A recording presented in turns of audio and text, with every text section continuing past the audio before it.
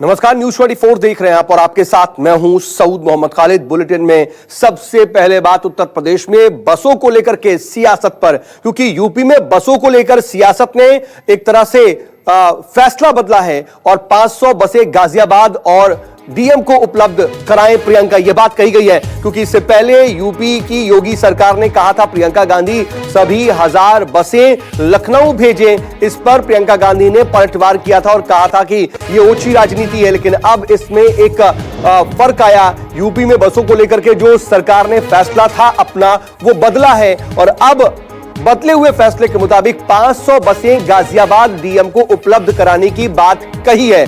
बता दें कि इससे पहले जब प्रियंका गांधी ने 1000 बसों की एक बात कही थी कि वो मजदूरों के लिए 1000 बसें मुहैया कराना चाहती हैं, तो उसको मंजूरी दे दी थी योगी सरकार ने। लेकिन कहा था कि सभी 1000 बसें लखनऊ भेजें। उस पर यह कहा गया कि दरअसल गाजियाबाद में मजदूर फंसे हैं, तो लखनऊ में बसों को भेजने का क्या औचित्य। अब इस पर यह फैसला बदला गया है। इस वक्त हमारे साथ डिप्टी एडिटर संजीव त्रिवेदी जुड़ चुके हैं मेरे साथ। संजीव, इसको किस तरह से देखें? क्या कम से कम इस राजनीति के बीच मजदूरों के लिए एक बेहतर खबर इसको माने हम? देखिए, कल जब ये पेशकश को स्वीकार किया गया था यूपी के सरकार के द्वारा, तो उस वक्त 1000 बसों को हैंडओवर करने का वादा था कांग्रेस की तरफ से। लेकिन कांग्रेस ने ये जानकारी दी कि हमें रात में 11:40 पर यूपी सरकार की तरफ से मेल भेजा गया, जिसमें कहा गया कि आप हमें लखनऊ में सुबह 10 बजे बसें दे दीजिए।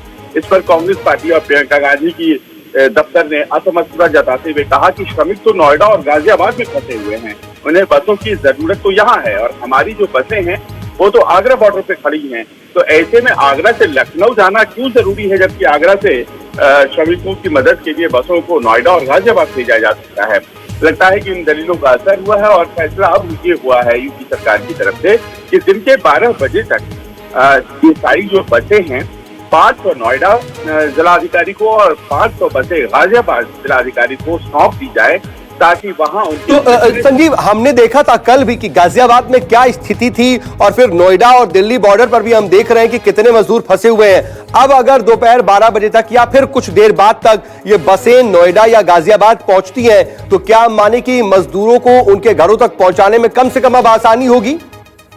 प्रक्रिया बाकी है। इन बसों की फिटनेस टेस्ट मांगी गई है, उसकी जो सर्टिफिकेट होती है, और दूसरी ड्राइविंग लाइसेंस वगैरह ड्राइवर्स का चेक होगा कि वो चलाने के लिए सक्षम हैं या नहीं है, और वो तमाम प्रक्रियाएं। हालांकि उत्तर प्रदेश सरकार की तरफ से ये बोला गया है कि तमाम फिटनेस सर्टिफिकेट वगैरह जो है, ये आपदा का काल है, वो 30 जून तक लागू रहेंगे। अगर वो एक्सपायर भी कर चुके हैं तो वो कितनी अब इन बसों के ऊपर लागू होती है, क्योंकि ये राजस्थान की ज्यादातर बसें आई हैं और आप जानते हैं राजस्थान में कांग्रेस की सरकार है। तो ऐसे में अगर श्रमिकों को मदद करने की मंशा होगी तब तो तुरंत हो जाएगी, क्योंकि कांग्रेस कहती है हम बसों के साथ तैयार हैं। लेकिन अगर जांच वाच ज्यादा चली तो फिर मामला थोड़ा और टल सकता है। जी, कुल मिलाकर के अब इसमें भी देखना होगा कि कहीं राजनीति तो नहीं होती है।